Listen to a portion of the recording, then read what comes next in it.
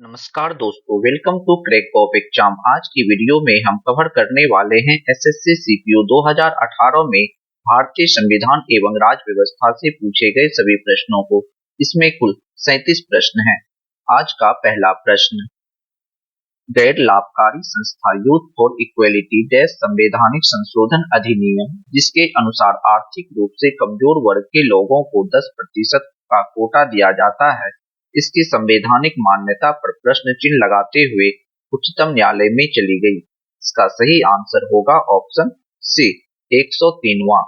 गैर लाभकारी संस्था यूथ फॉर इक्वेलिटी 103वां संवैधानिक संशोधन अधिनियम, जिसके अनुसार आर्थिक रूप से कमजोर वर्ग के लोगों को 10% का कोटा दिया जाता है, इसकी संवैधानिक मान्यता पर प्रश्न चिन्ह लगाते हुए उच्चतम न्यायालय में चली गई। अगला प्रश्न, भारत के संविधान के अनुच्छेद 10 में कहा गया है कि उच्च न्यायालय के न्यायाधीश को भारत के मुख्य न्यायाधीश और राज्य के राज्यपाल के परामर्श से राष्ट्रपति द्वारा नियुक्त किया जाएगा। इसका सही आंसर ऑप्शन बी अनुच्छेद 217। भारत के संविधान के अनुच्छेद 217 में कहा गया है कि उच्च न्यायालय के न्यायाधीश को भारत के मुख्य न्यायाधीश और राज्य के राज्यपाल के परामर्श से राष्ट्रपति द्वारा नियुक्त किया जाएगा। अगला प्रश्न, निम्नलिखित में से किस अधिनियम के तहत भारत सरकार ने भारतीय दूरसंचार विनियामक प्राधिकरण की स्थापना की?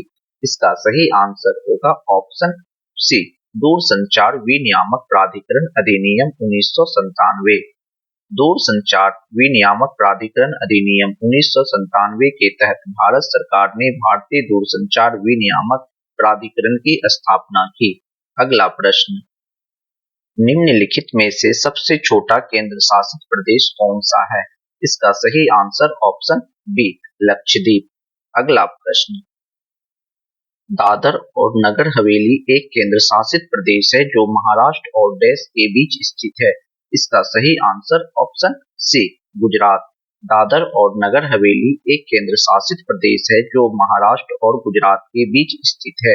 अगला प्रश्न, उच्चतम न्यायालय के न्यायाधीशों की नियुक्ति के लिए कॉलेजियम की अध्यक्षता भारत के देश द्वारा की जाती है। इसका सही आंसर ऑप्शन बी मुख्य न्यायाधीश।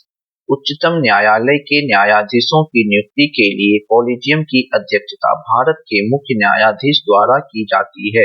अगला प्रश्न, राष्ट्रपति द्वारा उच्चतम न्यायालय के न्यायाधीशों की नियुक्ति भारतीय संविधान के अनुच्छेद 10 के अंतर्गत की जाती है।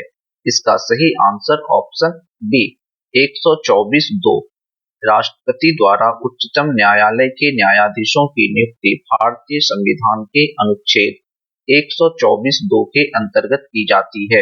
अगला प्रश्न, स्वतंत्र भारत के पहले मुख्य न्यायाधीश के रूप में किसे नियुक्त किया गया था? इसका सही answer option A Harilal Kania. स्वतंत्र भारत के पहले मुख्य न्यायाधीश के रूप में हरिलाल कानिया को नियुक्त किया गया था।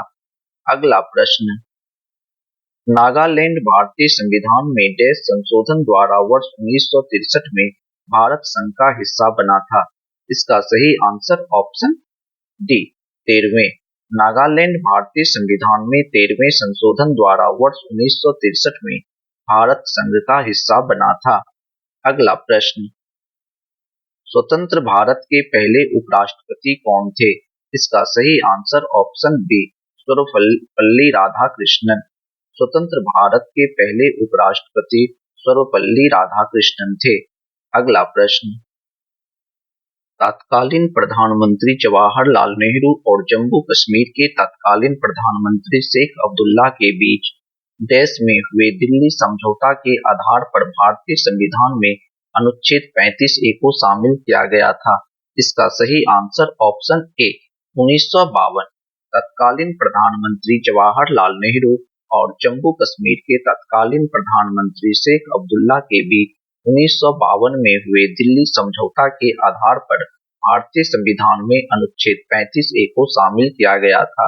अगला प्रश्न, अनुच्छेद 35A और अनुच्छेद 370 दोनों की संवैधानिक वैधता को चुनौती देते हुए डैश नामक गैर सरकारी संगठन ने एक याचिका दायर की थी। इसका सही answer option B we the citizen. अनुच्छेद 35A और अनुच्छेद 370 दोनों की संवैधानिक वैधता को चुनौती देते हुए वी द सिटीजन नामक गैर सरकारी संगठन ने एक याचिका दायर की थी। अगला प्रश्न, भारतीय संविधान के डैश के अंतर्गत राष्ट्रपति का आदेश जारी किया गया था जो जम्मू कश्मीर के राज्य संबंधी विषयों के लाभ के लिए राष्ट्रपति को संविधान में कुछ अपवाद और संशोधन करने की अनुमति देता है।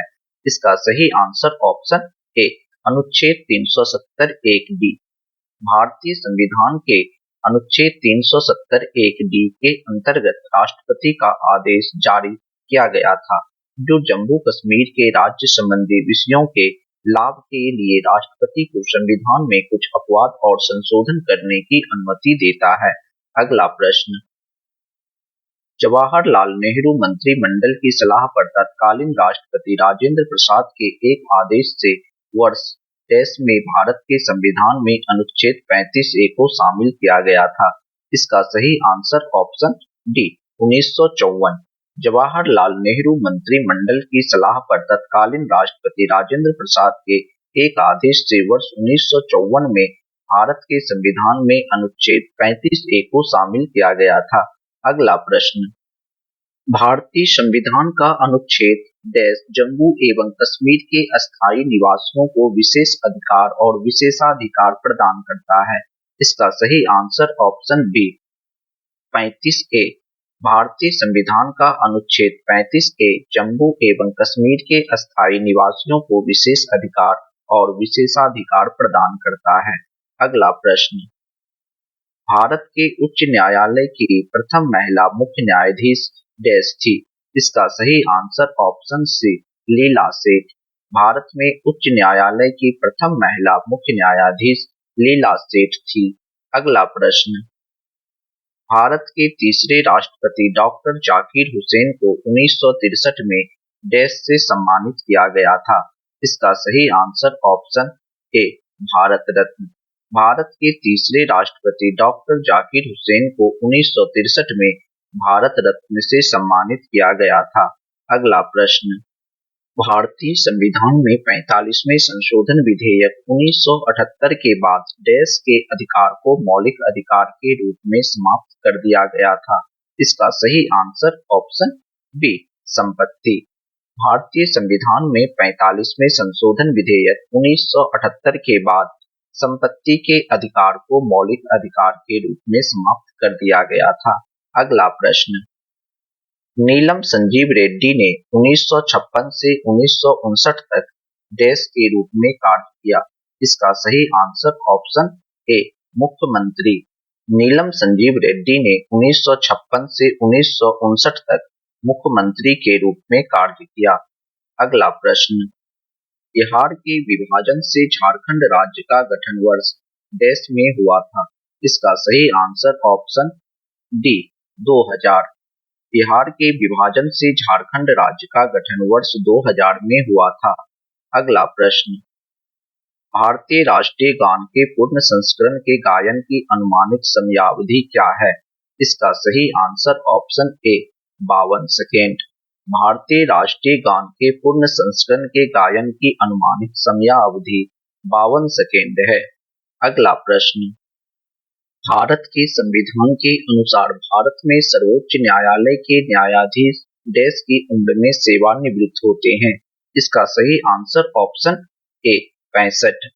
भारत के संविधान के अनुसार भारत में सर्वोच्च न्यायालय के न्यायाधीश 65 की उम्र में सेवानिवृत्त होते हैं। अगला प्रश्न, भारत के कौन से पूर्व प्रधानमंत्री को आधुनिक भारत के चाणक्य के रूप में जानते हैं? इसका सही answer option D PV Narasimha Rao. Bharat के पूर्व प्रधानमंत्री पीवी नरसिम्हा राव को आधुनिक भारत के चाणक्य के रूप में जानते हैं। अगला प्रश्न, एक भारतीय राज्य का राज्यपाल आमतौर पर डैश वर्ष की अवधि के लिए पद धारण करता है। इसका सही आंसर ऑप्शन सी 5 वर्ष। एक भारतीय राज्य का राज्यपाल आमतौर पर 5 वर्ष की अवधि के लिए पद धारण करता है। अगला प्रश्न, भारतीय आर्थिक सुधारों के जनक का नाम बताइए। इसका सही आंसर ऑप्शन ए पीवी नरसिम्हा राव। अगला प्रश्न, भारत के उपराष्ट्रपति के रूप में नियुक्ति के लिए न्यूनतम आयु कितनी होनी चाहिए? इसका सही आंसर ऑप्शन सी 35 वर्ष। भारत के उपराष्ट्रपति के रूप में नियुक्ति के लिए न्यूनतम आयु 35 वर्ष होनी चाहिए। अगला प्रश्न, डैश जनवरी 1950 से नवंबर 1951 तक भारत के मुख्य न्यायाधीश थे? इसका सही आंसर ऑप्शन डी हरिलाल जे किशुनदास कानिया। हरिलाल जे किशुनदास कानिया जनवरी 1950 से नवंबर 1951 तक भारत के मुख्य न्यायाधीश थे। अगला प्रश्न, भारत के संविधान के अनुच्छेद डैश के तहत संसद के सदन की बैठक शुरू करने के लिए कनपूर्ति की संख्या सदन की कुल संख्या का 10वां हिस्सा होती है। इसका सही आंसर ऑप्शन बी 100। भारत के संविधान के अनुच्छेद 100 के तहत संसद के सदन की बैठक शुरू करने के लिए कनपूर्ति की संख्या सदन की कुल संख्या का 10वां हिस्सा होती है। अगला प्रश्न, भारत के सर्वोच्च न्यायालय का उद्घाटन सत्र डैश को हुआ था? इसका सही आंसर ऑप्शन बी 28 जनवरी 1950। भारत के सर्वोच्च न्यायालय का उद्घाटन सत्र 28 जनवरी 1950 को हुआ था। अगला प्रश्न, 1994 के बाद सामान्यतः एक वर्ष में राज्यसभा के कितने सत्र आयोजित किए जाते हैं? इसका सही आंसर ऑप्शन सी 3। 1994 के बाद सामान्यतः एक वर्ष में राज्यसभा के 3 सत्र आयोजित किए जाते हैं। अगला प्रश्न, स्वतंत्रता दिवस पर लाल किले पर राष्ट्रीय ध्वज कौन फहराता है? इसका सही आंसर ऑप्शन सी प्रधानमंत्री। अगला प्रश्न, किस वर्ष बहुजन समाज पार्टी का गठन किया गया था? इसका सही आंसर ऑप्शन सी 1984। 1984 में बहुजन समाज पार्टी का गठन किया गया था। अगला प्रश्न, लोकसभा की दूसरी महिला अध्यक्ष का नाम क्या है? इसका सही answer option B Sumitra Mahajan. Lok Sabha की दूसरी महिला अध्यक्ष का नाम सुमित्रा महाजन है। अगला प्रश्न, निम्नलिखित में से कौन सा राष्ट्रीय राजनीतिक दल नहीं है? इसका सही answer option B united democratic party. अगला प्रश्न, डैश भारतीय जनता पार्टी के पहले अध्यक्ष थे? इसका सही आंसर ऑप्शन सी अटल बिहारी वाजपेयी। अगला प्रश्न, किस राज्य द्वारा सबसे पहले पंचायती राज व्यवस्था को अपनाया गया था? इसका सही answer option D Rajasthan. Rajasthan राज्य द्वारा सबसे पहले पंचायती राज व्यवस्था को अपनाया गया था। अगला प्रश्न, भारत के 11वें राष्ट्रपति डैश को मिसाइल मैन के रूप में भी जाना जाता था? इसका सही answer option D APJ Abdul Kalam. Bharat के 11वें राष्ट्रपति एपीजे अब्दुल कलाम को मिसाइल मैन के रूप में भी जाना जाता था।